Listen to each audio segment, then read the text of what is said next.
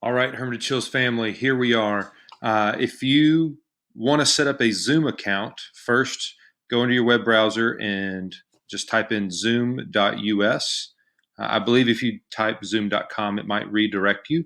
But the address is zoom.us. Real simple. So once you get to the web page, then come here. You're going to want to go to where it says sign in. You see my cursor right there. I'm kind of bouncing around. Sign in. All right. So then maybe you have an account from work. Then you just log in like normal. This is like every other account that we're used to: Facebook, your email, things like that. It's going to be a simple account setup. But again, just it's a new platform for many people, and so we want to make sure again it's as simple as easy. So as simple as easy, as simple as possible. And so for us, we're going to act like we are just setting up a brand new account. And so we're going to kind of scroll down right where it says new to Zoom. Right there, it is new to us. So we're going to sign up for free.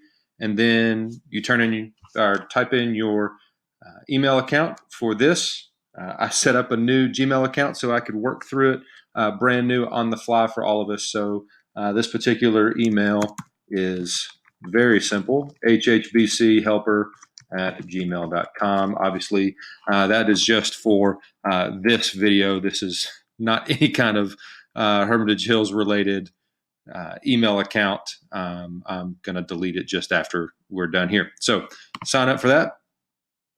And then, hey, it says, hey, we've sent an email. So then whatever email you put in, again, this is a pretty common thing. It's going to ask you to verify it. That way bots and different things aren't just setting up a dummy account in your name. So we go over here to our Gmail account where we've got the brand new email from Zoom, just saying, hey, activate it. And so click on that email, you activate it, pretty simple.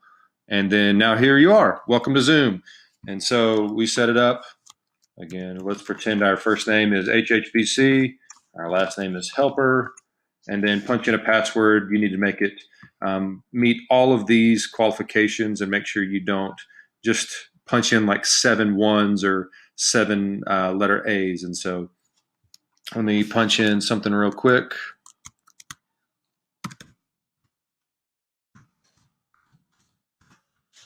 All right, and then obviously you'll have to confirm it.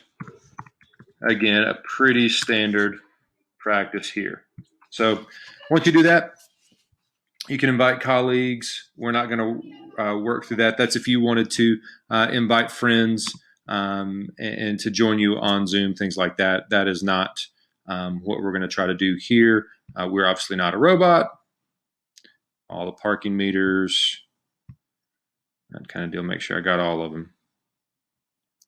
See how I did. There we go. I'm not a robot, but we're going to skip that step. All right, so now this gives you your own URL, specifically that last set of numbers right there. But let's just go to my account.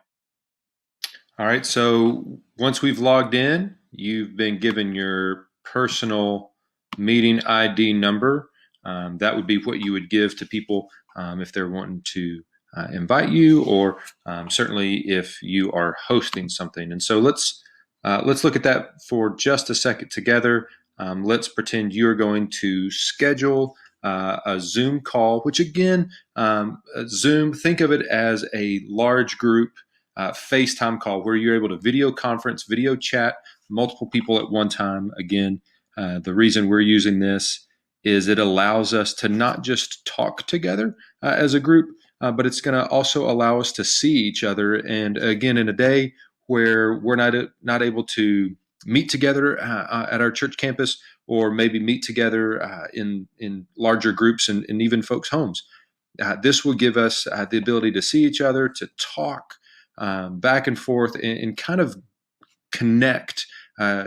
Even if it's digitally, we're still connecting while we can't gather together. And so let's just kind of real quick go to schedule a meeting and just walk through what that might look like. And so at the top, click schedule a meeting, and then it's kind of a form. So let's just call it LIFEGroup meeting. Pretty simple. And let's schedule it for, let's say you're going to meet Thursday night. All right, so it's the 26th. You're going to do it after dinner. Maybe the kids are situated, 7 p.m. And so one thing to keep in mind, the free plan of Zoom only allows for a 40-minute time limit if you've got 3 or more participants. But that's 40 minutes straight. Now, I will say after that 40-minute thing, it cuts off. There's not a warning. It just cuts off. And so maybe that means you might have to be a little more proactive in your 40-minute meeting. But that's just a good heads up. So let's schedule it for the purposes of this for a 30-minute conversation. Make sure you're in the right time zone. You can click here if it's going to be a recurring meeting or not recurring. We'll just leave it off for right now. Again, you can use your personal meeting number. You can have them have a password. Again, that just, if you're sharing that on social media or you're sharing kind of the meeting information, that password can kind of be your doorkeeper, that kind of deal. Make sure you can see everybody. Some folks may not be able to jump in, and so make sure you leave that clicked both, because then they can use their computer audio input, or maybe they're using Zoom via their smartphone device. And so again, you want to make sure that is clicked on both. Last few things, and then we'll save it and see what that looks like. You can click this box again if you want people to be able to join your call before maybe you, the host, join. That's up to you. You could have people muted once they show up. I would say just be mindful that a lot of people are talking, but we're used to that when we're all in one room. So the mute function may become your friend. If you want to enable a waiting room, maybe they're waiting on you to get it set up. That's fine. And then you can record it if you would like to on whoever's the host. You can record it so that maybe there's folks that can't meet. You can then kind of send that to them digitally, so maybe they can touch base. So for the purposes here, we're just going to leave those blank and then click save. So real quick, we're having a life group meeting Thursday the 26th at 7 p.m. Brief 30-minute touch base, see how everybody's doing, making sure everybody's good to go. Maybe just encourage, laugh, and just see each other for maybe the first time in a couple weeks. We're using our personal meeting ID. We have a password that it just generated. We're going to see video from both the host and the participant.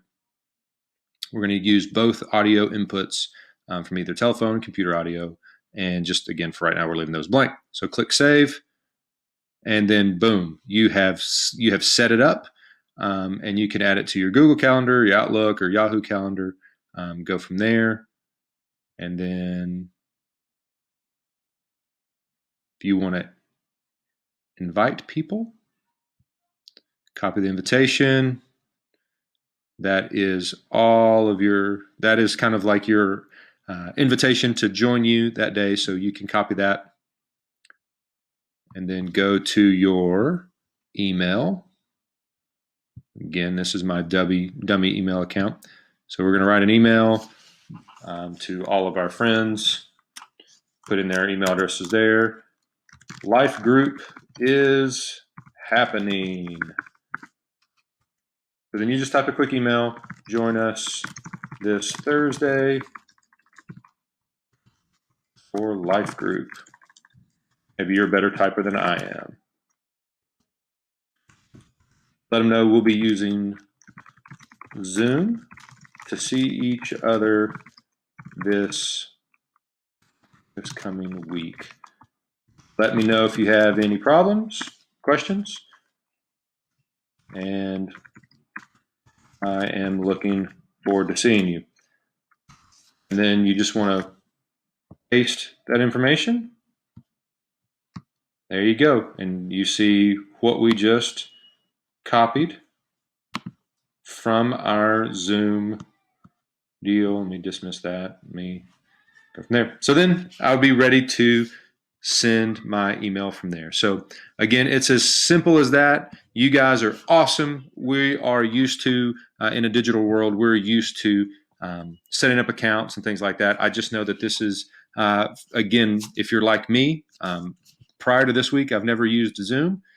So for you, this might be a brand new platform, and so something that we just kind of have to walk through together. There's also an app for smartphones, and so you'll be able to use that there. So hopefully this was helpful, and we will see you online this Sunday for church. Thanks again, Herman and Chill's family, and hope everybody's staying healthy.